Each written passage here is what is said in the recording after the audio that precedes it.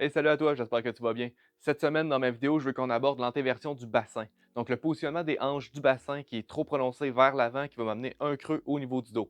Ça peut me donner des symptômes dans le dos, dans les hanches, dans les jambes, dans les pieds. Donc, moi, c'est Gab Petitgrou de la page gabpetitgrou.com. Je suis thérapeute manuel et coach sportif. Puis, on va s'intéresser à qu'est-ce qui peut arriver dans cette situation-là. Donc, l'antéversion du bassin, c'est comme je viens de l'expliquer, c'est quand on a une trop grande courbure ou que la position du bassin est shiftée vers l'avant. Il faut comprendre au niveau de la colonne vertébrale, si on prend mon squelette ici, on voit que j'ai un creux, une voûte, un creux et une voûte. C'est normal de retrouver ça dans le corps humain. Le problème va venir quand que la voûte ou le creux est trop prononcé. Ça, c'est ce que je vais essayer de retrouver, puis ça pourrait être amené par les hanches.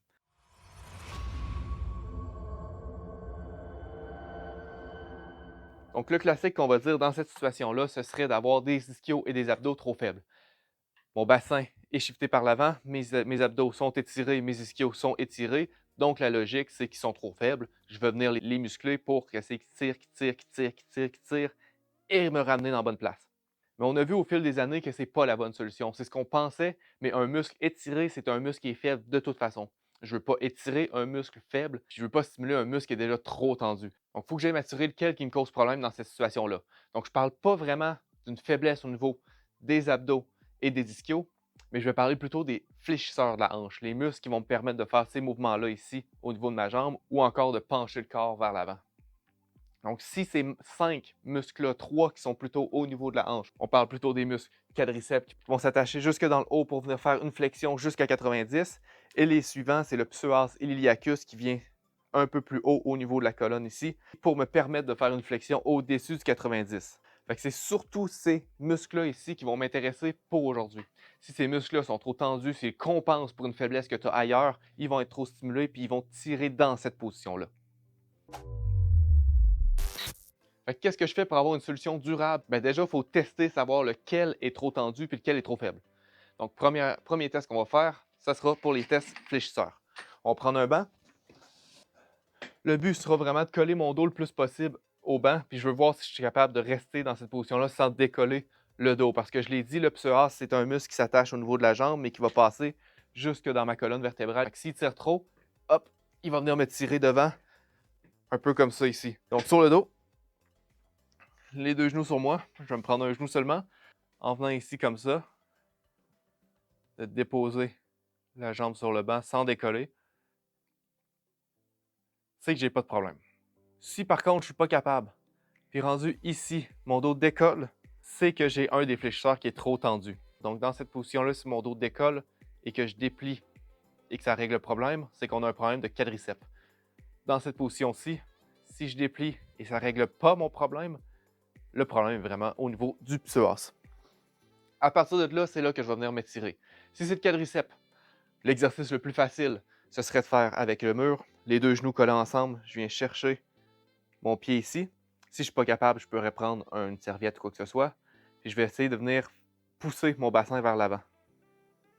Donc le but, ce n'est pas de tirer sur la jambe, c'est vraiment d'avancer le bassin, de serrer les fesses ensemble pour venir étirer le quadriceps le plus possible. Je fais une fois comme ça, 3 séries de 20 secondes, et ensuite 3 séries de 20 secondes avec la jambe plus vers l'intérieur. OK, deuxième étirement maintenant, c'est plutôt mon psoas. Qu'est-ce que je peux faire? Je vais encore me servir du banc. Je vais montrer deux exercices. Plus difficile ici, pied sur le banc, genoux au sol, 90 degrés. Encore une fois, j'essaie que mon bassin ne parte pas par en arrière. J'essaie de contracter mes fesses, pousser mon bassin par en avant. Essayer d'avoir une rectitude au niveau de ma colonne et de pousser mes hanches par en avant. Et je reviens. 3 séries de 15 comme ça ici. Si c'est trop difficile, l'autre chose qu'on peut faire, ce serait tout simplement d'être au sol, genoux au sol. Même principe ici, j'essaie de défaire mon antéversion et pousser mes hanches par en avant. Puis je vais juste rester comme ça à ce moment-là. 3 fois 20 secondes toujours. Et ensuite de ça, il me resterait à faire un peu de renforcement. Ce que tu as gagné pour là, tu veux le garder. Tu veux te renforcer, tu veux améliorer ta force, tu veux pas que les problèmes reviennent. Donc, ce que je conseille pour aider les fléchisseurs, qui sont en fait des grands stabilisateurs du bassin, ben, je ferai des exercices de stabilité. Des exercices sur une jambe, des exercices de fessiers. Les fessiers sont super importants pour stabiliser le bassin.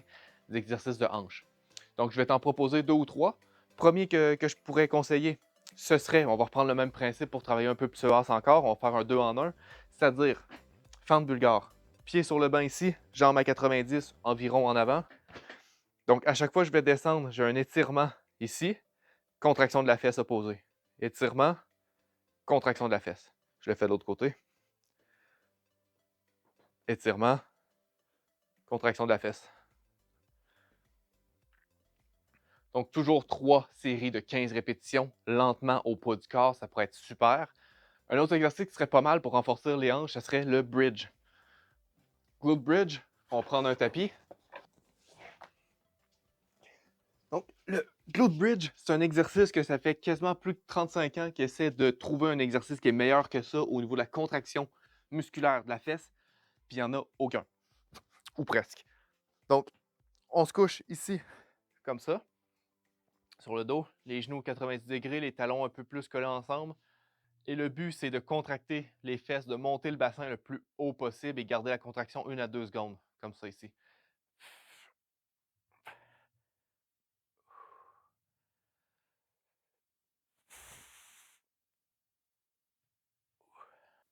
Puis ça ici, c'est vraiment un de mes exercices préférés pour le renforcement parce que ce n'est un qui va te servir dans tous tes mouvements, autant le squat, le deadlift, que la marche, que la course.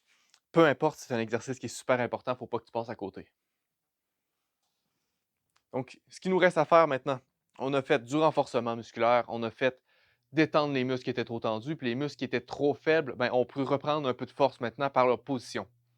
Je finirai avec un peu de mobilité au niveau lombaire et au niveau des hanches. Je ferai l'exercice du chat.